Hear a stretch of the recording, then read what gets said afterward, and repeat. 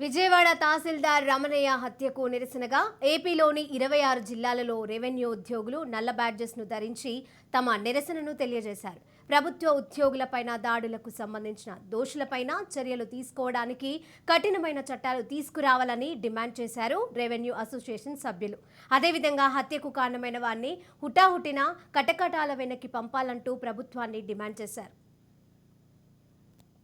పనిచేసి ఎన్నికల విధుల నిర్వహణలో భాగంగా నిన్న విజయనగరంలో తహసీల్దార్లుగా జాయిన్ అయినటువంటి రమణయ్య గారిని అతి దారుణంగా కిరాతకంగా రాత్రి కొంతమంది నిందితులు మర్డర్ చేసి వెళ్ళటం అనేది ఆంధ్రప్రదేశ్ రెవెన్యూ అసోసియేషన్ పక్షాన తీవ్రంగా ఖండిస్తున్నాం. తక్షణమే నిందితులు ఎవరైతే ఉన్నారో వారిని కఠినంగా శిక్షించే విధంగా ప్రభుత్వం చర్యలు చేపట్టాలని, అదేవిధంగా ఏదైతే దాడి చేసేటువంటి విధి నిర్వహణటువంటి ఉద్యోగుల మీద దాడి చేసే వ్యక్తుల్ని కఠినమైనటువంటి చర్యలు తీసుకునే విధంగా చట్టాలు తెస్తే ఇలాంటి చర్యలు పునరావృతం కాకుండా ఉంటాయి.